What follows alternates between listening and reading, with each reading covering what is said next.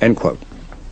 Part of the defense strategy would be to show the judge examples of biological systems they claimed were too complex to have evolved by natural selection, and therefore must have been the product of a designer. Can you give us a biochemical example of design, Dr. Behe? Yes, that's on the next slide. I think the best, well, the most visually striking example of design is something called the bacterial flagellum. Now, this is a figure of a bacterial flagellum taken from a textbook, which is widely used in colleges and universities around the country. The bacterial flagellum is quite literally an outboard motor that bacteria use to swim.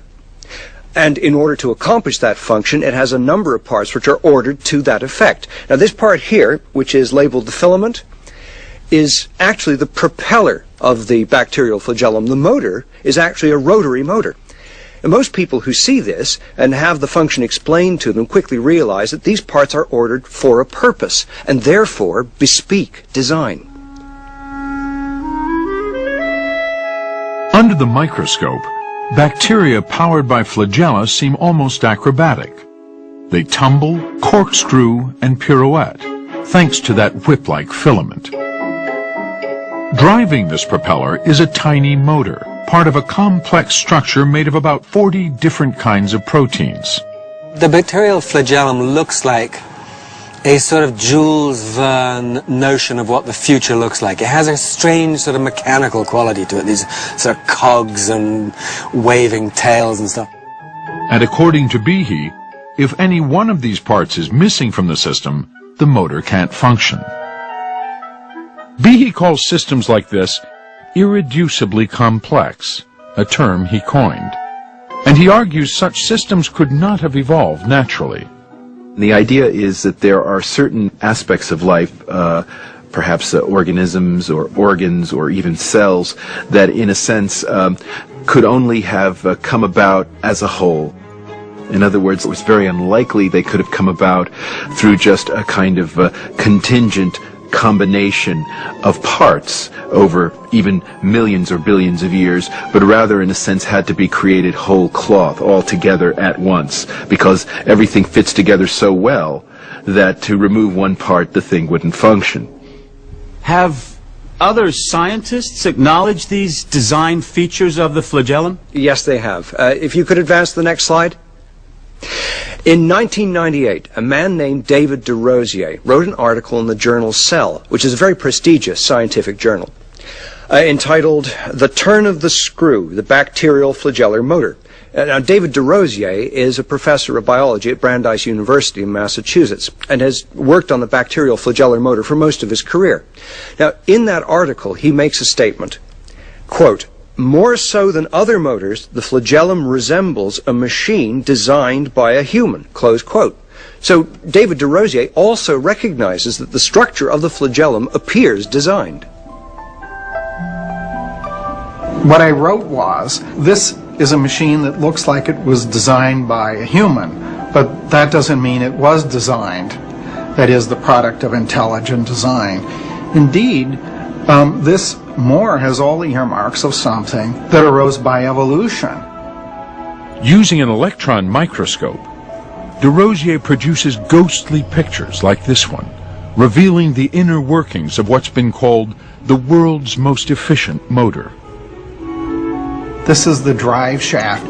This transmits this torque generated by the motor. That would then turn the propeller, which would push the bacterial cell through the fluid. Michael Behe has argued that the flagellum could not have evolved, since its parts have no function for natural selection to act on until they are fully assembled. But evidence that refutes Behe's claim of irreducible complexity comes from a tiny syringe that injects poison, found in some of the nastiest of all bacteria.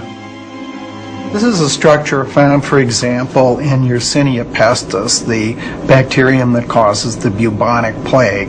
And look at the similarities.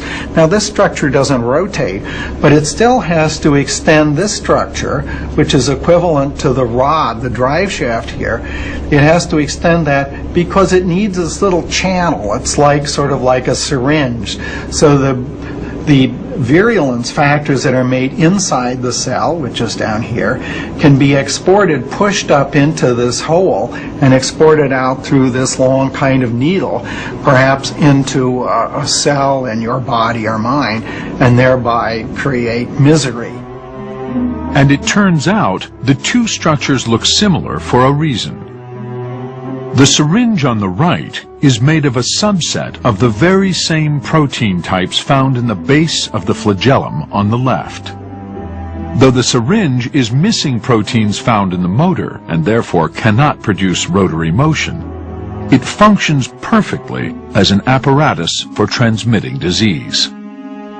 So if we think about what it means to be irreducibly complex, the argument is that if you take away even one of these proteins, that the structure cannot function. And yet here is a structure that functions, that is missing several of the proteins, and yet here it is, a working, viable organelle of the bacterium. So indeed, this structure is not, in that sense, irreducibly complex.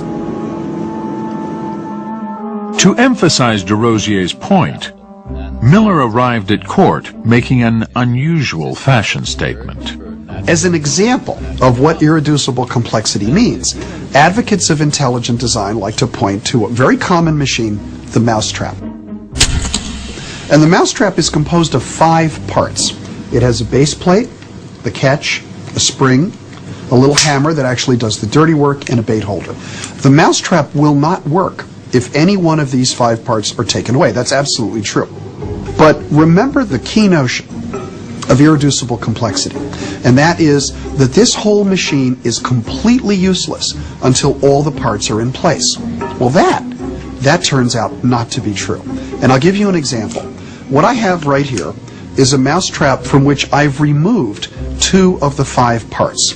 I still have the base plate, the spring, and the hammer. Now, you can't catch any mice with this, so it's not a very good mousetrap. But it turns out that despite the missing parts, it makes a perfectly good, if somewhat inelegant, tie clip.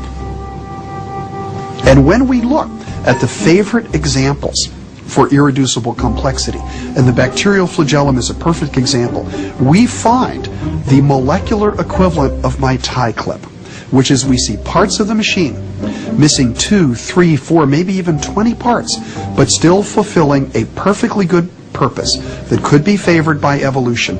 And that's why the irreducible complexity argument falls apart. But Behe testified it's not just microscopic organisms that are irreducibly complex.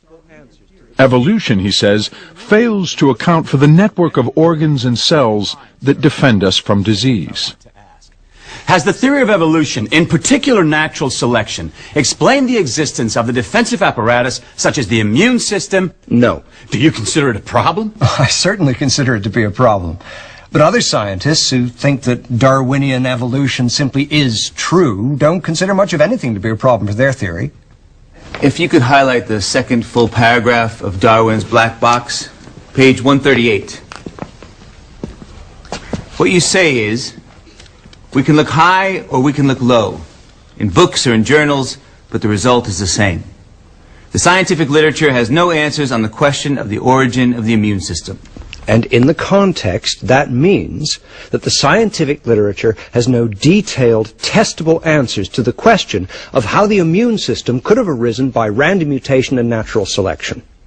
May I approach, Your Honor? You may. What I did was to pile on the witness stand articles all having very sophisticated explanations for how the immune system evolved, and basically challenged him to respond given the claims he'd made. Now, Dr. Behe, these articles rebut your assertion that the scientific literature